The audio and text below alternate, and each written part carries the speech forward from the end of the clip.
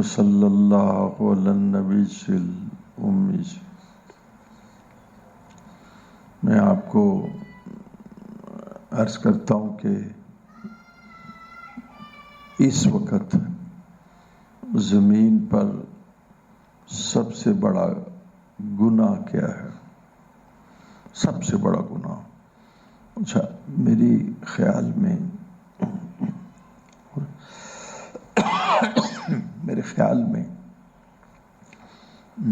اس سے بڑا گناہ جو ہے نا،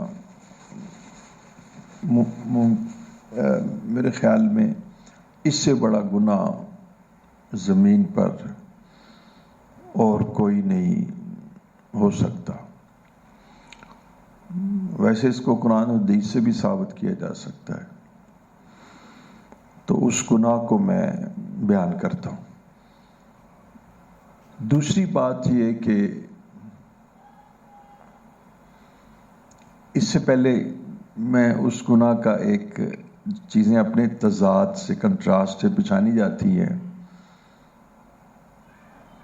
اس جیسے دل آزاری شرک کے بعد سب سے بڑا گناہ ہے، تو ایک بات اسی سے سمجھ میں آئے گی کہ دلداری سب سے بڑی نیکی ہوگی۔ یہ بات سمجھ گئے؟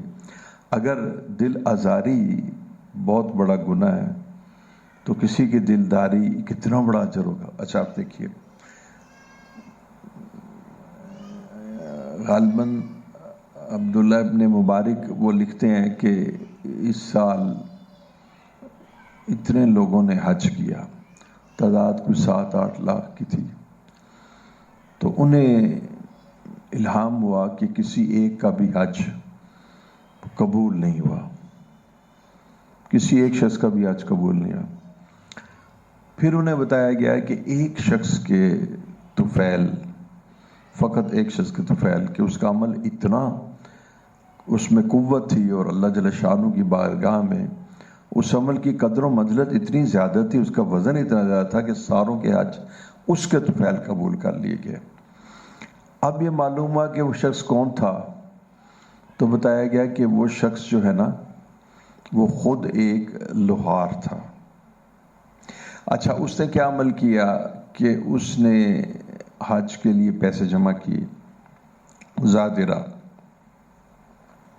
جب کچھ سالوں میں وہ زادرہ جمع ہو گئی تو اس نے حج جانے کا ارادہ کر لیا۔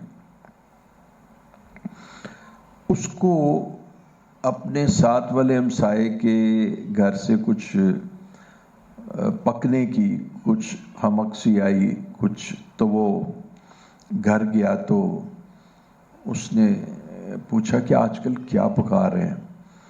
تو اس نے کہا کہ ہم مردار گدھا پکا رہے ہیں، اس لیے کہ ہمارے یہاں فاقہ ہے اور اضطرار کی حالت میں مردار کا کھانا اتنی مقدار میں کہ جس سے جان بچ جائے جائز ہوتا ہے۔ تو اس لوہار پر بڑا اثر ہوا کہ میرا ہمسایہ اور اس پہ اضطرار کی حالت، فقر کی حالت، فاقے کی حالت، اس نے وہ سارے کے سارے پیسے جو اس نے حج کے لیے جمع کیے تھے اس کو دے دیے ہمسائے کو، اور خود وہ حج پر نہ جا سکا۔ اچھا اب حضرت کو یہ بتایا جا رہا تھا کہ ایک لوہار کی وجہ سے کہ جس نے حج کیا، سارے حاجیوں کا حج قبول ہو گیا۔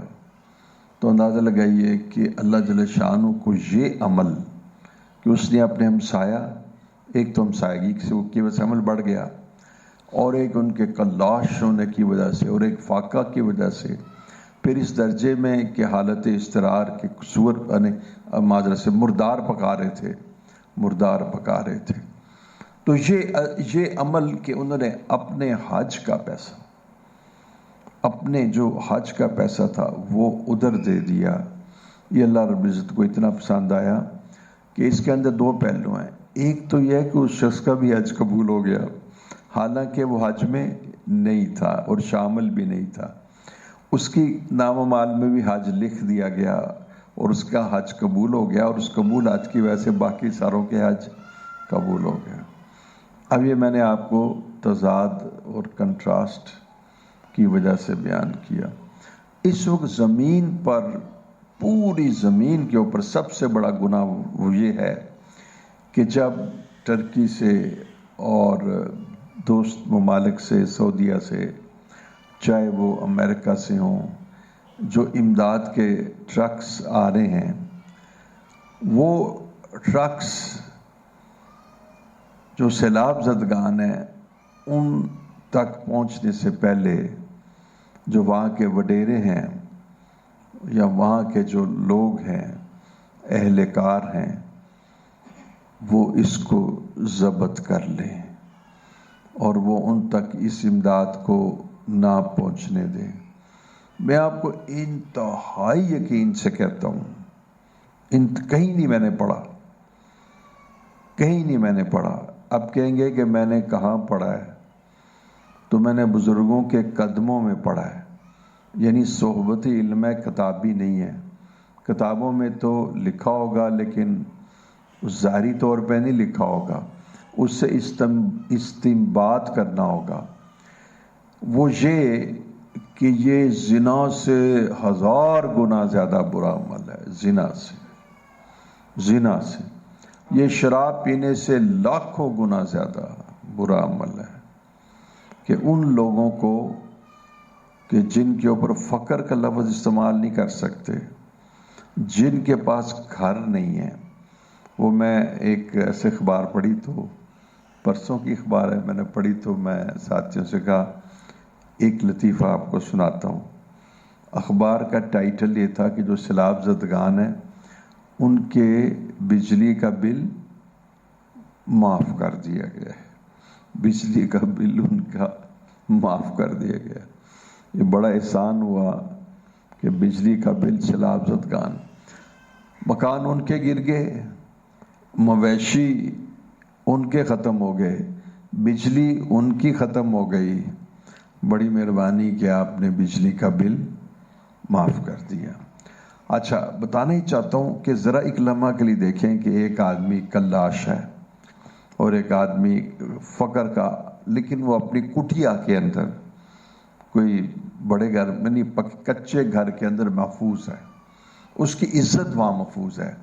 ہاں، صحابہ کے بارے میں عرض کرتا ہوں کہ بعض صحابہ پر فاقہ ہوتا تھا، ایک ہوگی بات، اور فاقے کے وقت میں وہ جب باہر نکلتے تھے تو فاقے کا اثر تو طبع پہ لازمی ہوتا ہے اور قیافے پر، چہرے پہ بھی ہوتا ہے۔ تو اگر ان کے پاس کوئی ایسی کوئی چھوٹی سی کوئی چیز ہوتی، جیسے کہ تھوڑی بہت کوئی تیل کی چیز ہوتی، حتیٰ کہ کوئی چربی، تو وہ نہ مل لیتے تھے، چہرے پہ مل لیتے تھے۔ اچھا، چہرے پہ مل لینے کا جو اصل جو مقصد تھا وہ یہ تھا کہ ہمارے اس چہرے کی خشکی دور ہو جائے اور لوگوں کو ہمارے اندر کا حال پتہ نہ لگے۔ لیکن جب کسی کو گھر سے باہر ہی نکال دو، گھر سے بے گھر کر دو، اس سے بڑی کوئی اور بظاہر اس کے لیے اس سے بڑا اور کوئی بھی پریشانی کی سبب نہیں ہو سکتا۔ اب دیکھیں، انہوں نے فلسطین نہیں، اسرائیلی جو سپریم کورٹ نے، دیکھیں یہ، حالانکہ سپریم کورٹ اگر امریکہ کی ہوتی تو شاید وہ بھی اس کو الاؤ نہ کرتی، اسرائیلی سپریم کورٹ کے چیف جسٹس نے اور ان کے بینچ نے الاؤ کیا کہ آپ فلسطینیوں کے گھروں کو بلڈوز کر سکتے۔ یہ اتنا بڑا ٹارچر ہے کہ جب آپ کسی کے گھر کو بلڈوز کرتے، گھر گر گیا، فرنیچر کو کیا کرے گا، کہاں رکھے گا، آسمان تلے رہے گا اور گھر سے باہر آ جائے گا، ساری چیزیں۔ گھر نے بندے کے سارے عیوب کو، کمیوں کو، کوتاہیوں کو چھپا رکھا ہے، اس نے ڈھانپ رکھا ہے۔ اس لیے اسلام نے گھر کو ایک بنیادی ضرورت جو ہے وہ تسلیم کیا ہے، اور اللہ جل شانہ کی بارگاہ میں آپ صلی اللہ علیہ وسلم نے کشادہ گھر کو، کشادہ گھر کو بھی طلب کیا ہے۔ اور یہ سچ پوچھے کہ علماء کہتے ہیں کہ ایمان بچانے کے لیے دو چیز چاہیے، مکان اور پاکستان۔ ایمان بچانے کے لیے ہمارا ایمان، ہم کوئی طالبان تو ہے نہیں کہ ہمارے اوپر وہ کارپیٹ بمباری ہو تو ہمارا ایمان بچ جائے۔ تو ایمان بچانے کے لیے ایک تو پاکستان اور امن، اور دوسرا مکان چاہیے۔ اب بتائیے، مکان تو ان کے ختم ہو گئے، گر گئے، کھانے کے لیے ان کے پاس اشیاء نہیں ہے، کھلے آسمان تلے بیٹھے ہیں، کچھ کے پاس خیمے ہیں، کچھ کے پاس خیمے بھی نہیں ہیں، اوپر سے کبھی بارش بھی ہو جاتی ہے۔ ابھی آپ نے یہ خبر سنی ہوگی بڑی حیران کن، جس کو مین سٹریم میڈیا نے شاید اس کو بیان کیا ہے، کہ انہوں نے خیمہ بستی لگائی اور وہ آندھی آئی اور اڑ کے، اس قدر یقین جانیے اس خبر سے مجھے خوف آیا حضرت، اس خبر سے۔ وہ میں نے کہا تھا نا کہ میں نے اس کو کتابوں میں نہیں پڑھا، لیکن میں نے اس کو فقیروں کے قدموں سے لیا۔ اس سے میں نے اللہ جل شانہ کا جو کہ اللہ تعالیٰ کیا سوچتے ہیں، کیا مبارک ارادے رکھتے ہیں، کیا ناگواری ہے، اللہ تعالیٰ کی ناراضگی کا کیا پہلو ہے، کہ خیمہ بستی تو لگائی تھی، اور ظاہر بڑے طریقے کے ساتھ، نظم کے ساتھ لگائی تھی۔ تو جس وقت ان فقیروں، ان ضعفاء جو کہ مصیبت زدہ تھے، وہ اس خیمے میں گئے تو ان کے ایک زوردار آندھی چلی، اور وہ تو امریکہ نے نہیں چلائی تھی، وہ ہندوستان نے بھی نہیں چلائی تھی، وہ انسان کے اعمال نے چلائی تھی۔ وہ معلوم ہو رہا تھا کہ بعض اوقات میں کہتا ہوں، بھی اب قاری حضرات کو میں کہتا ہوں مارنا نہیں ہوتا، اس کی وجہ یہ ہے کہ میں کہتا ہوں پہلے مارتا ہے تادیباً اور بعد میں مارتا ہے غصے سے، اور بعض اوقات پر غصہ بڑھ جائے، کیونکہ پہلے تو ارادہ نہیں تھا مارنے کا، اب جب وہ بار بار غلطی کرا تو اس نے تادیباً مارا، اب جب مارا تو تھوڑا سا اور تیز ہو گیا، تربیت یافتہ تو نہیں تھا، اس لیے ہم کہتے ہیں قاری تو قہاری بھی ہوتے ہیں۔ اب اس نے دوبارہ اس کو مارا، تو دوبارہ مارا تو اب تادیباً سے زیادہ اس کے اندر نفس کا معاملہ آ چکا تھا، اور 30 دفعہ پہلے سے بھی زور سے مارا کہ غلطی اس کی بہت زیادہ ہے، یہ رجوع نہیں کرتا۔ اچھا، بہرحال اللہ جل شانہ تو ہر عیب سے، ہر نفس سے اور ہر عیوب سے پاک ہے۔ معلوم ہوتا ہے کہ تم لوگوں نے ابھی بھی توبہ نہیں کی، یعنی میں اس کو یوں کہتا ہوں کہ تم دیکھیں نا، اللہ ہر چیز، ایک پتہ بھی نہیں ہلتا مگر یہ کہ اللہ کے علم میں ہوتا ہے، اللہ جل شانہ کے علم میں ہے کہ یہ مفلوق الحال ہے، یہ کلاش ہے، فاقہ زدہ ہے۔ اب وہاں آپ نے بستی لگائی ہے تو ایسے زور سے بارش آئی ہے، ایسے زور سے آندھی آئی ہے کہ وہ بستی بھی اڑ گئی۔ اب آپ اندازہ لگائیں کہ سب کچھ خود بخود ہے، یہ خود بخود تو پھر کفر کی طرف لے جائے گا، یہ ہمارے ہاتھوں کی کمائی ہے۔ اور اس سے بہت ڈر لگا کہ ایک تھپڑ کے بعد جب دوبارہ تھپڑ پڑتا ہے تو آدمی خوف زدہ ہو جاتا ہے، اور دوسرا تھپڑ جب آتا ہے تو سوچتا ہے کہ پہلے تھپڑ کا جو مقصد تھا وہ پورا نہیں کیا گیا۔ پہلے تھپڑ کا مقصد تھا کہ جھک جاؤ، جھک جاؤ، اسلم، جھک جاؤ، اپنے آپ کو نیچے گرا دو، اپنی مرضی ختم کر دو، اب تو رب کو سجدہ کرو۔ اب یہ دیکھنا ہے کہ صلابتگان کے لیے جو یعنی کھانے کا پہنچانے کا انتظام کیا گیا، تو نماز پڑھانے کا بھی اہتمام کیا گیا۔ یہ بھی ایک پہلو ہے کہ کیا آیا، ویسے تو ماشاءاللہ دینی جماعتیں لگی ہوئی ہیں، ان کو نماز بھی پڑھائی جا رہی ہے، ان کو یہ بھی بتائی جا رہی ہے۔ اگر سیلاب آیا اور اس کے 2 مہینے بعد انہوں نے 2 مہینے میں ایک نماز بھی نہیں پڑھی، تو جھکنا تو ثابت نہ ہوا، ماننا بھی ثابت نہ ہوا، عبادت بھی ثابت نہ ہوئی، اطاعت بھی ثابت نہ ہوئی۔ پھر جب خیمے لگائیں گے تو پھر پتہ کیا ہوگا؟ پھر اس کے بعد آگے بتاؤں، پھر اللہ جل شانہ کی بارگاہ میں یہ ہوتا ہے کہ یہ لوگ خس و خاشاک بن جاتے ہیں. پھر جیسے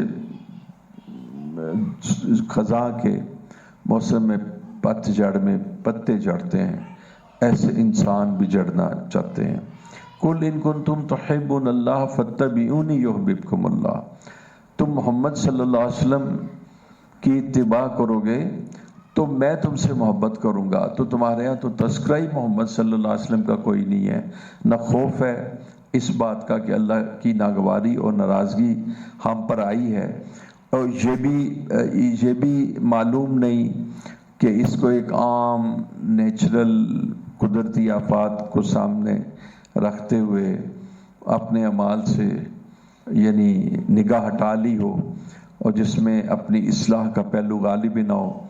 تو ایسی شکل کے اندر یقین جانیے یہ بھی بڑی پریشان کن بات ہے کہ اس قدر تباہی بھی مچے اور رجوع الی اللہ بھی نہ ہو. یہ بڑی پریشان کن بات ہے کہ ایک آدمی کا گھر بار سب کچھ رڑ گیا. ہم نے اس حدیث پڑھی تھی کہ ایک نماز جان بوجھ کر چھوڑ دینا یعنی ایسے ہے، یعنی آخرت کے اعتبار سے ایسے ہے جیسے اس دنیا میں طوفان آیا ہو تو اس شخص کا گھر بار سارا بیوی بچے مویشی جیسے آپ نے دیکھے رڑ گئے. تو جتنا یہ شدید نقصان ہے، ہم نے حدیث میں پڑھا فضائل نماز میں کہ ایک نماز چھوڑنا بھی ایسا ہی ہے. تو میں عرض کروں کہ اب سمجھ نہیں آتی، بے رحمی کا شکار ہیں، شعور ختم ہو چکا ہے.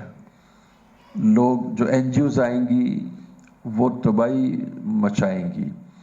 اب میں نہیں جانتا، واقع نہیں جانتا کہ جو امریکن فوڈ آیا ہے اس کے اندر کیا چیز ہے. میں ایک کیپسول یوز کر رہا تھا، اور آپ نے نام بھی سنا ہوگا اومیگا 3. تو پتہ لگا کہ میں نے اس کی کوشش کی کہ وہ معلوم کروں کہ یعنی ایک چین ہے GNC امریکن وائٹامنس. تو میں نے معلوم کرنا چاہا. سب سے پہلے میں نے اس کی ویب سائٹ دیکھی تو انہوں نے کہا یہ بالکل حلال ہے. اس کے بعد پھر میں نے ایک ساتھی سے کہا اس کے ساتھ ای میل سے نا، اچھا حلال سے مراد صرف اتنا تھا جو کیپسول بنا ہوا تھا نا وہ جیلیٹین کا تھا. اچھا جو یعنی وہ بذات خود تو وہ انڈے میں بھی وہ چیز پائی جاتی ہے، میٹ میں بھی ہوتی ہے، آرٹریز کو وہ صاف، شریانوں کو صاف کرتی ہے. اچھا بتانا چاہ رہا تھا کہ اس کو جب سٹور کیا ہم نے تو ایک کیپسول میں، اچھا اب کیپسول جو ہے نا وہ اس کا جو شیل ہے، شیل یعنی جس کے اندر انہوں نے وہ آئل ڈالنا ہے وہ جیلیٹین کا بنا ہوا ہے. اچھا میں نے اس میں کوئی تقریباً 30 40 50 منٹ صرف کیے جیلیٹین کو اسٹڈی کرتے ہوئے.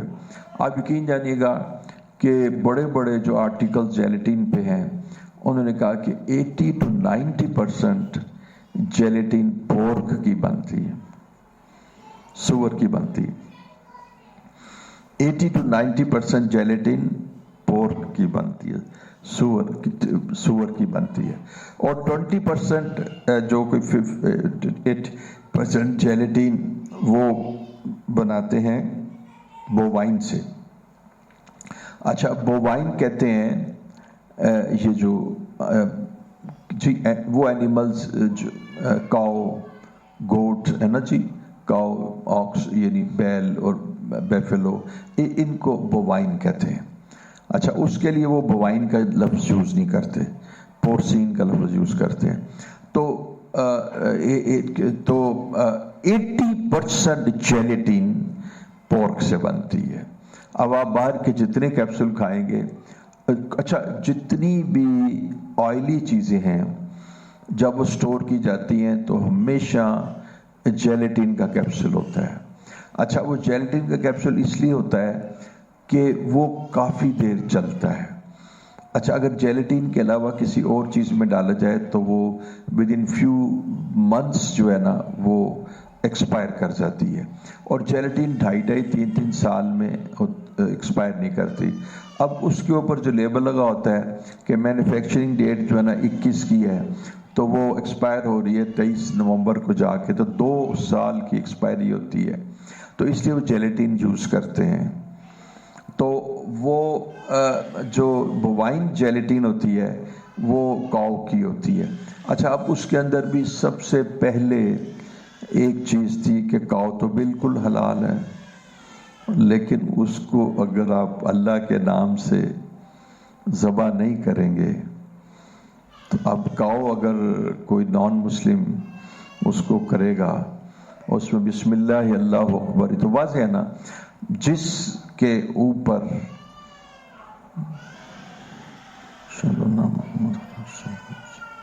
جس جانور کے اوپر بسم اللہ اللہ اکبر بسم اللہ اللہ کا نام نہیں پڑھا جائے گا اور اللہ کے نام پر ذبح نہیں کیا جائے گا، وہ چاہے مرغی ہو. اب مرغی اگر آپ ویسے پکڑ کے اس کو جہاں سے مرضی کاٹ دیں بلیڈ کر جائے گی تو وہ حرام ہو جائے گی. یعنی وہ مرغی جو بالکل حلال ہے جب اس پہ اللہ کا نام نہیں ہوگا، اس گوٹ پر، اس بکری پر، اس بکرے پر، اس بھینس پر یا وہ جو بھی کئی کاؤ پر، تو وہ جو ہے نا حرام ہو جائے گا. اب سوال ہے کہ ہم نے پھر اس کا ہم نے پتہ کیا حلال فاؤنڈیشن سے. ہمارے یہاں علم میں ایک ٹیچر ہیں جو حلال فاؤنڈیشن سے ہیں، مولانا عبدالسلام. انہوں نے کہا کہ دیکھیں جتنے بھی حلال جانور ہیں جب آپ ان کو ذبح کریں گے اور اللہ کا نام ان پر نہیں لیں گے تو ان کی سکن، ان کی ہڈیاں، ان کی جیلیٹن ہڈیوں سے نکلتی ہے، بہت زیادہ نکلتی ہے، ان کے سارے اعضاء جو ہے وہ حرام ہوں گے. اب ذات خود تو حرام نہیں ہے، لیکن چونکہ اس کے اوپر اللہ کا نام نہیں لیا گیا تو اس وجہ سے وہ کفار نے اس کو کیا. اور کفار کے طریقے بھی ڈیفرنٹ ہیں، وہ سلاٹر تو کرتے نہیں، یہاں تک کہ بعض لوگ گولی بھی مار دیتے ہیں، زیادہ ہو تو ادھر یہاں پر ادھر گولی مار کے اس کو گرا دیتے ہیں، بعض سٹن کرتے ہیں تو اس سے وہ شوق میں چلا جاتا ہے، پھر اس کو پکڑ لیتے ہیں.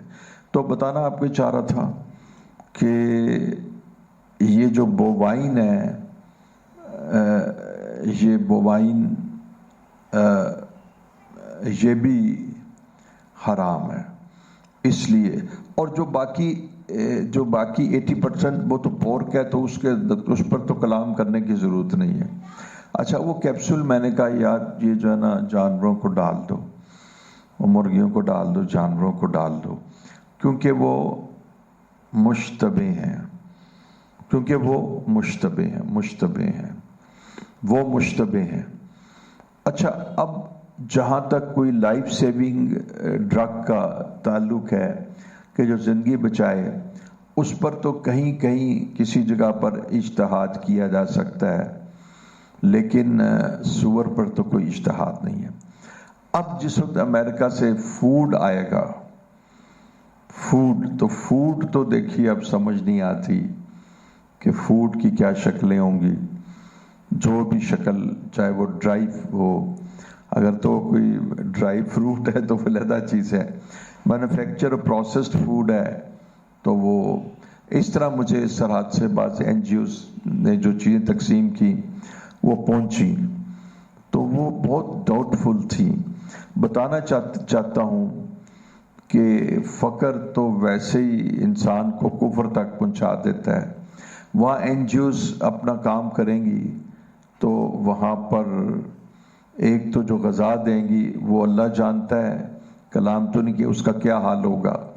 دوسرا تالیف قلوب کا باعث تو ہوں گی، اور تالیف قلوب کے بعد یقیناً وہ اپنا کام کرتی ہیں اور اس درجے میں کام کرتی ہیں کہ وہاں پر سکول اور ساری چیزیں قائم کر لیتی ہیں اور اپنی تعلیم دینا شروع کر دیتی ہیں، اپنے ہاسٹلز بنا لیتی ہیں. تو کتنی مشقت ہے دیکھیے ان لوگوں کے لیے کہ ایک طرف سے ان کے پاس سارا سامان گیا اور دنیا سے بھی محروم ہو گئے، اور دوسری طرف سے اب مواقع ہیں کہ ایمان سے بھی محروم ہو جائیں. اور یہ ہوا کہ یعنی 60-50 ڈیز گزر گئے لیکن نہ رجوع اللہ کیا، نہ استغفار کیا، نہ نماز پڑھنی سیکھی، نہ زندگی میں کوئی تبدیلی آئی. تو یہ تو پھر آدمی جانوروں کی طرح ہے. اولئک کالانعام، بل ہم ازل.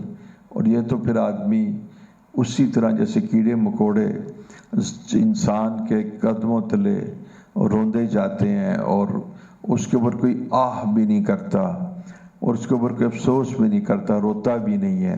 تو اسی طرح آپ یقین جانیے کہ یہ انسان کہ جس کے اندر اللہ کا نام اور ایمان نہیں ہوتا تو اس کی جو ویلیو ہے. ایک میں نے آپ کو بتایا تھا کہ ایک برٹش ڈاکٹر نے انسان کی ویلیو ڈالی، اور بڑے مزے کی بات ہے، بہرحال افسوس کی بھی بات ہے.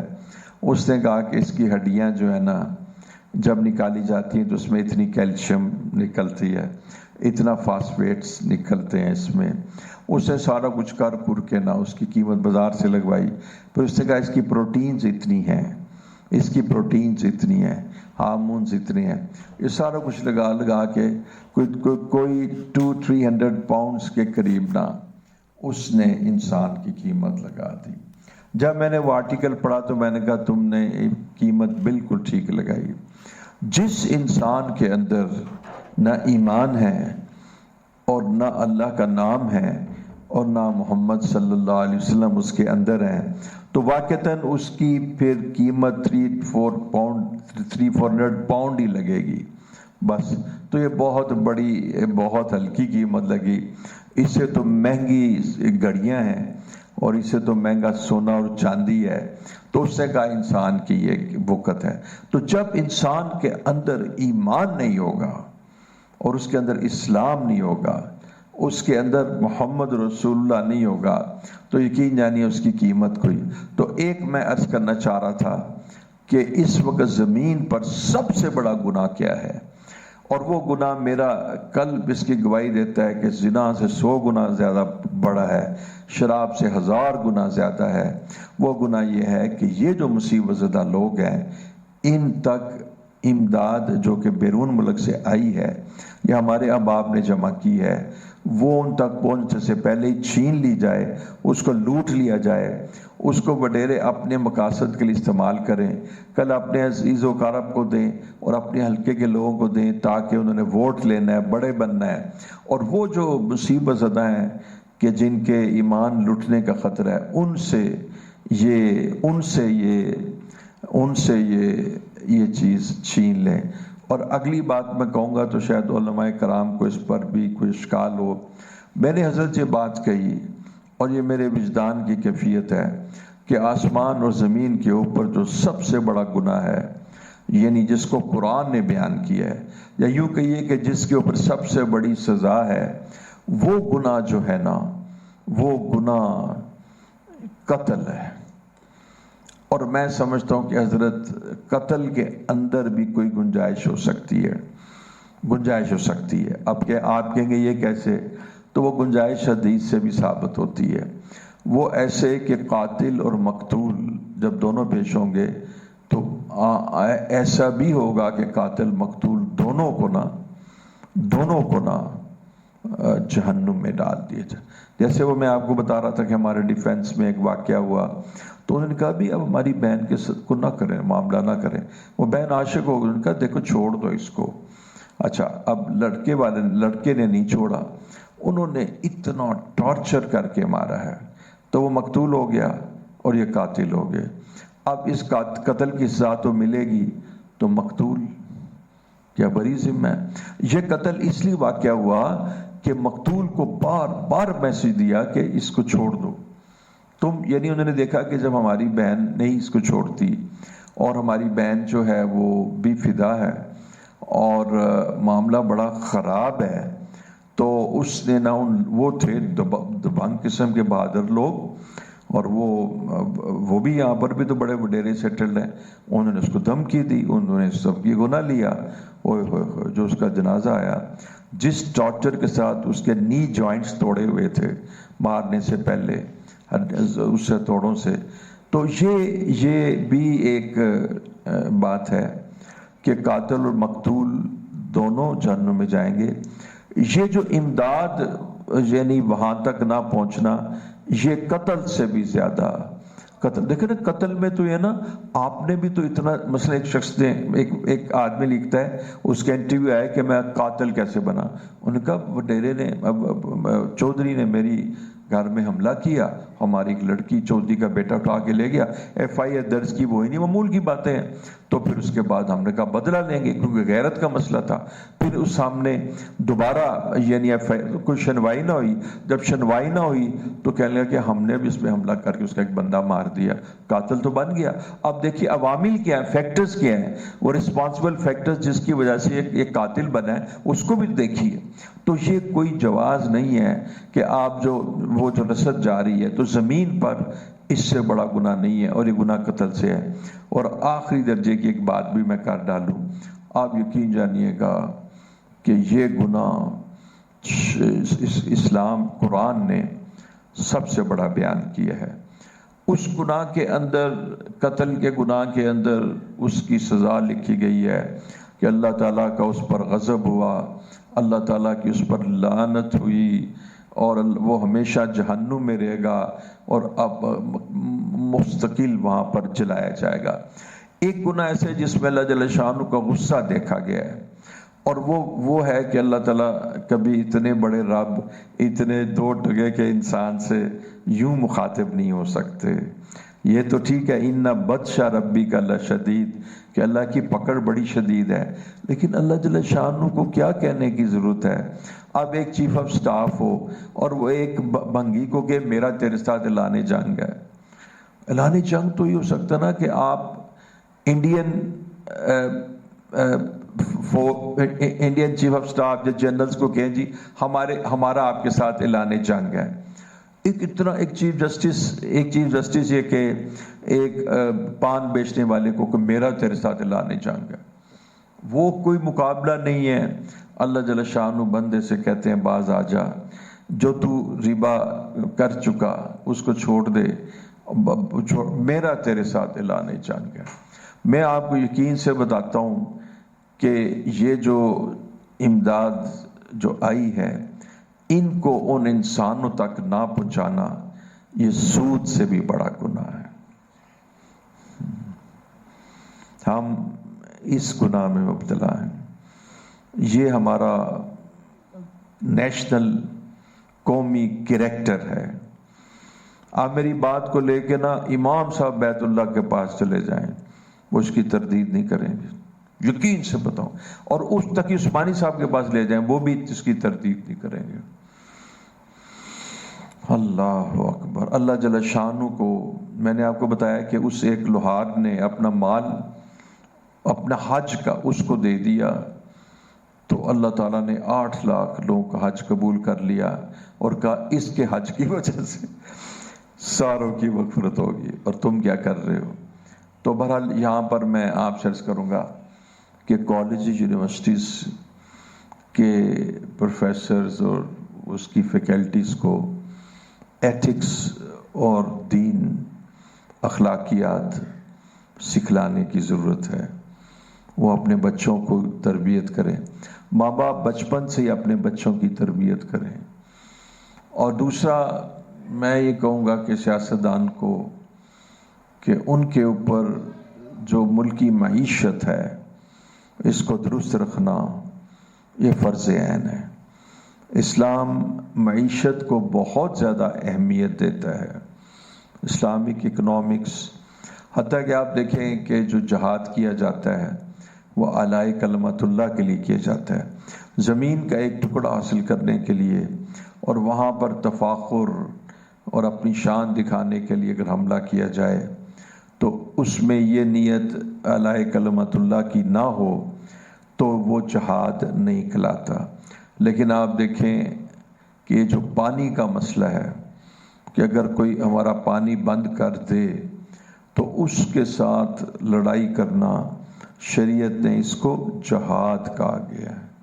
اپنا پانی، کوئی کفار آپ کا پانی بند کر دے تو اب آپ نے جو اصل مقصد آپ کا یہ ہے کہ پانی بند کر دینا، یہ ہمارے اس پورے نظام کو یعنی مصیبت اور مشقت کی طرف لے جائے گا، اور جو اسلام کی آبیاری ہے اس کے مواقع کم ہو جائیں گے.